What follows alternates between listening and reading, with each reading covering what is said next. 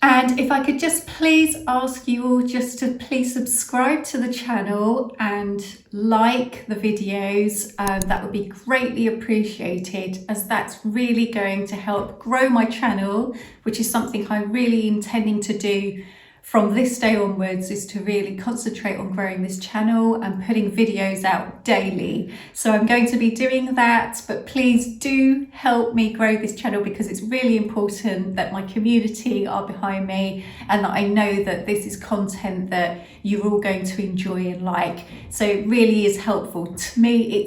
I couldn't tell you actually just how important that is. So thank you so much. Please just hit the subscribe button and the like button. It doesn't cost you anything at all, and it's going to really help me grow this channel and get the content that is going to be value for you. So thank you so much for doing that. Hi everybody, I'm Annabelle, and thanks for joining me again at Normandy Consultancy. I'm your bilingual consultant, and I'm here to help you with your move to France, all aspects of your move to France. If you need admin help, setting up your accounts, applying for your residency and visas, your utility bills, getting your home set up for your life here in France, your carte vitale, your health insurance, whatever it may be, I'm here to walk you through, take you by the hand, and just help you make this a smooth and stress-free transition for you. But what I wanted to talk about here today is really to share my own personal experience with you, and to talk about how to really get started with your move to France. Once you've really got that vision, it's really set in stone in your mind, and you've decided to move to France, and that's it. You're basically sitting in your home where you are, and you're thinking, how am I going to start this process?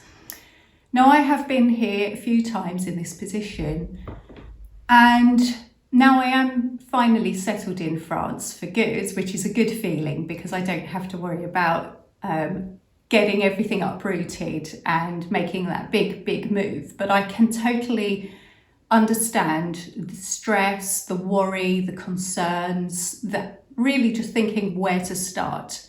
I started to prepare a year before we moved, and in my mind I was psychologically getting used to the idea that we were going to have to move everything, and I wanted it to be as cost effective as possible, because we had a young family, we've got children, we've got pets, we are on a budget, so we really had to really think carefully and make everything as efficient as possible, for everything to run smoothly and as quickly as possible as well. And with as less stress as possible was the key, really, was the whole idea of this. So what I did was I got organised, and I was thinking, right, I'm going to get my home organised. I'm going to start with the home, because this is an area that I can start with straight away. I don't have to wait, I don't have to spend money, I don't have to do anything. All I have to do is get some boxes. I have to just go room by room and look around and decide, what am I going to do with everything that we have? And I did a checklist, and I started to do my own itinerary at home. And I did a checklist of all the items. I know it sounds a bit crazy, but it kept me busy as well. It kept me focused on the goal. The goal was to move to France and to make it as stress-free for my family as possible. And so I organised, and I embraced a minimalist approach without intentionally doing it. I started to just purge all our items. This is a real keyword we hear a lot, especially in the minimalist world, which I noticed, but you purge. So I started to take on a minimalist mindset, and it really started to help take the stress off and take the load off of the whole idea of moving to France, as well as other checklists which I will go through, which were more practical financial checklists and things that me and my partner sat down and we went through things that we had to think about, like schools and where we're going to move to and things like that. But the immediate thing that I started to do was to focus on our home and our belongings. And then I actually started to discover some minimalists online as I was looking for motivation and organizational ideas that we could do and that I could do straight away. So I discovered Marie Kondo.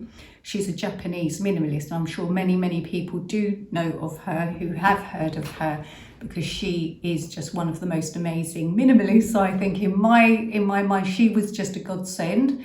And I just really enjoyed her videos.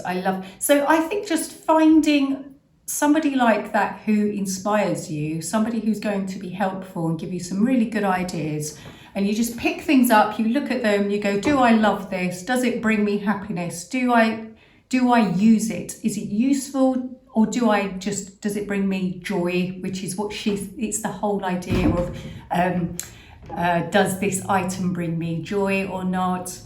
And so starting to declutter your home, declutter, because it's just crazy the amount of things and piles of clothes and just other toys and just things in the cupboards that really were hanging around and we never used. I didn't even know they were there. I didn't even care about them. I had no attachment to them whatsoever. So it was great to just let go. And there was just boxes and bags of things that went to the charity shops. So it all went to charity. Anything that was still in really good, useful condition, it all went to the charity shop. And that was just a great feeling. It was a really lovely thing to do. I didn't really sell things. There were a few things that I sold. There was some furniture that we didn't want to take with us. So really, this is just really good, vital information that I wanted to share with you because it's something that's really meant a lot to me during my time moving. I found it was something really helpful. It took a load off my mind. A load of stress was lifted, taken away, and I could just focus on the things that mattered, were the things that we wanted to keep, and obviously keeping the children happy and organised, and they really enjoyed the whole process as well. And it really made them realise all the things they have, the things that they value, and it was a really good little task, a big task. Actually, it was a huge task, but I would say doing it a year before was great because it really gave us plenty of time to take our time to just go through everything, work through the process. And it's just a really good way of ensuring that you're doing the right thing, that you're really focused on your move to move abroad, because moving abroad is a big decision. And it was just a really good task to do, psychologically speaking as well. And then you can also do that with all your paperwork, books and things like that. Get your paperwork in order, get your passports ready, digitally scanned, get them on the computer, get all your visa documents ready, get them prepared for your applications. Any birth and marriage certificates, it gives you time to prepare for all these things, and etc., like your banking, your housing documents and things like that, any healthcare papers, and label everything clearly. Use labels, use folders, and yeah, just set up cloud backups everywhere. That's a really great idea. Use the tools that you have available straight away that are immediately there. And then I basically just started, as we were nearing the move, I was breaking down the move into stages. So from 8 to 6 weeks before, I started to make sure paperwork was really set in place. 3 to 4 weeks, I was notifying our banks, utility companies, mobile providers, people like that, just letting everyone know what was happening, what we were moving. And then 1 to 2 weeks before, you just start to confirm anything, the last minute things, essentials, utilities, upon your arrival as well for your new home to be set up and ready for when you arrive, so that you've got electricity, you've got your water, you may have your internet already starting to get ready to be connected. If you work from home, that's going to be essential for you. So just keeping a simple checklist ready to go that you could actually download from my website. You could come to me, I could actually give you a PDF checklist, the ready to go one that you can start to work through. So yeah, so that's why I do this job. I do it because I love helping. I love to offer my service to help people get organised and take that stress off of you and reduce any admin stress, because France is going to be a whole new system, a whole new country with it's got its own paperwork system, its bureaucracy, and everybody has heard of it before, and it is true.